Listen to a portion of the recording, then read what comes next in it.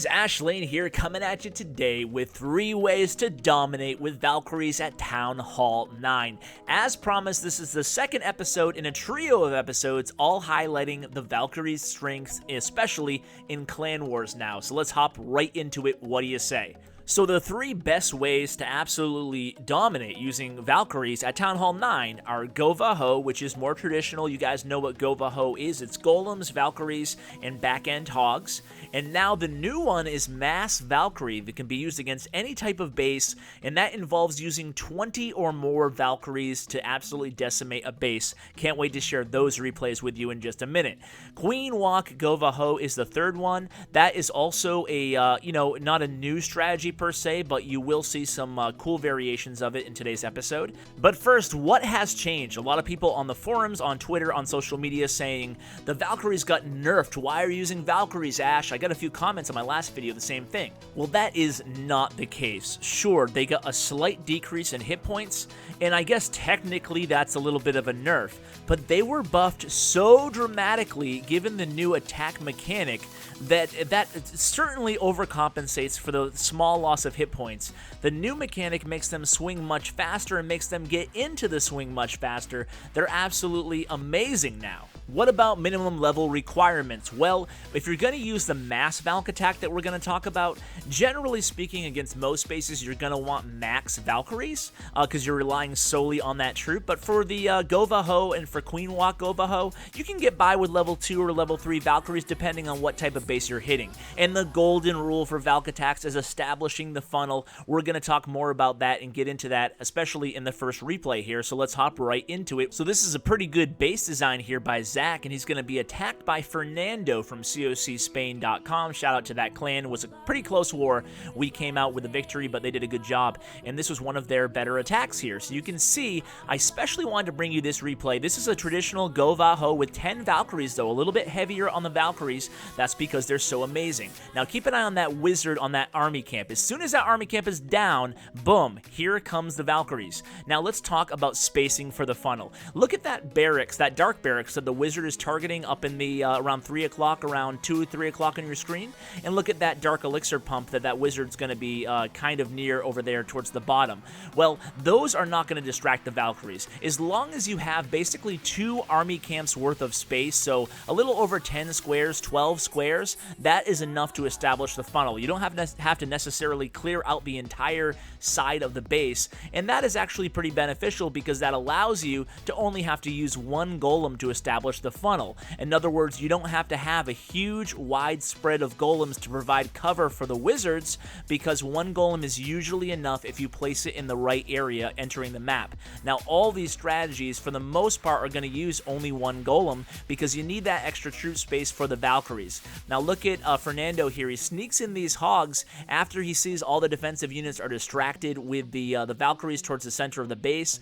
This strategy is especially very, very useful when attacking a base that you know has a lava hound in the clan castle. This was a cleanup attempt. Now the only air targeting unit left on the map is the Archer Queen, so the Archer Queen might concentrate on the lava hound, but the lava hound just kind of float around, following all the Valkyries, following the king, and not really doing much damage. So if you see a village has a lava hound in the clan castle, something should click in your brain. It should tell you, maybe I should try GoVaHo against this base. Obviously, Mass Valk is the same idea, but GoVaHo is useful too because obviously the hogs aren't going to take much damage from the lava hound as well. Even the pups don't do too much damage to the Valkyries. Now, this next attack is what we're really here for. This is what we really want to talk about.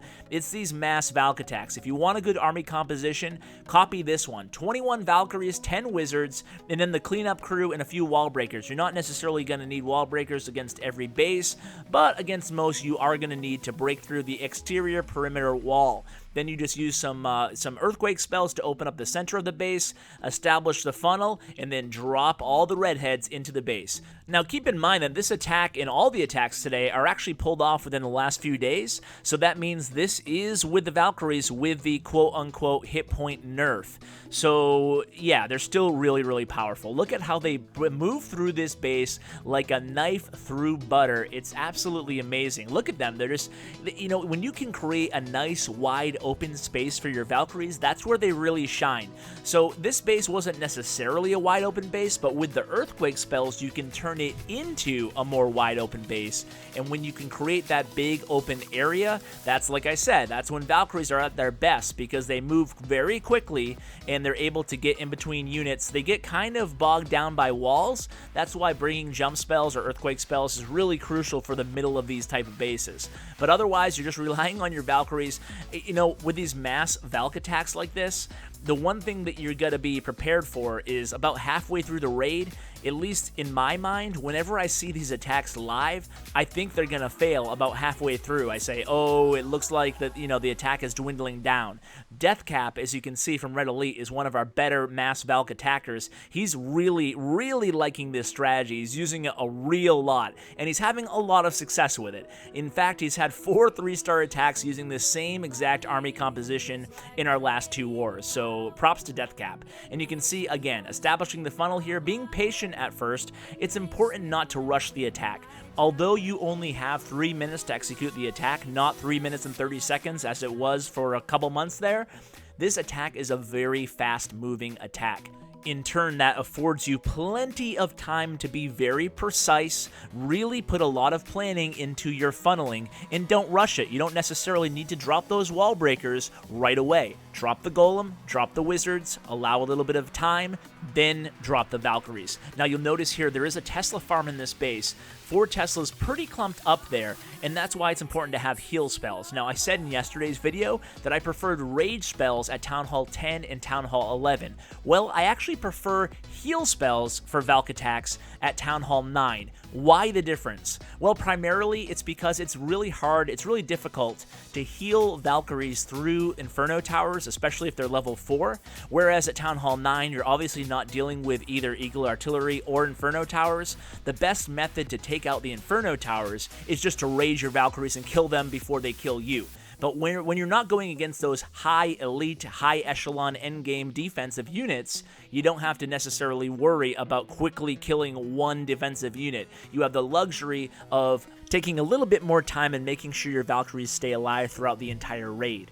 So you can see, nice 3-star, again by Deathcap. And these 20 Valkyrie attacks just really illustrates how unbelievably powerful Valkyries are in the game. They can really take out any type of base. So this last attack here is by Shockwave. You're not going to want to miss this one. A really nice Queen Walk going into a GoVaWi. So no hogs here, and we're going to start with the Queen Walk around 4 o'clock or so. And you can see he starts the Queen, so she's going to take out the opposing Queen. When you see bases like this where the Queen and the King, the opposition enemy King and the Queen have their own little compartment, always an awesome idea to start a Queen Walk over there. Use your rage spell, use the Queen ability if you have to. She'll usually stay alive. On this base, it was even better because you could take out the opposition Queen and the clan castle with your Queen, and she'll stay alive there, and she'll eventually, towards the end of the raid, merge with the rest of the attacking units there. And you can see around 9 o'clock, the King's now going in. He has the wizards creating the funnel. The funnel has been created, and now all the Valkyries come. You'll see that Shockwave does bring 2 golems. I talked about usually you don't want to bring 2 golems if you're going to try a GoVaHo, but he's not using a GoVaHo. It's strictly golems and Valkyries here along with the Queen Walk. So obviously saving some troop space with the hogs, adding some more Valkyries, and using the healers on the Queen. So when would you want to use a Queen Walk into a GoVaWi versus just a GoVaHo versus a mass Valk attack? Well, one way to know what strategy to use against a base is if you have max Valkyries, like I said, you can certainly try the mass Valk attack. If you don't have mass Valkyries, or if you do, but it's a more compact base, you might want to do a traditional GoVaHo. And if it's a regular base, but the Queen has her own little compartment, the enemy Queen, like you saw in this video, go ahead and start with the Queen Walk, and then do exactly what Shockwave did, go into a GoVaWi. So guys, this has been a lot of fun. I hope you enjoyed today's episode. Hope you learned a thing or two and enjoyed these attacks. As always, thanks so much for watching, and take care.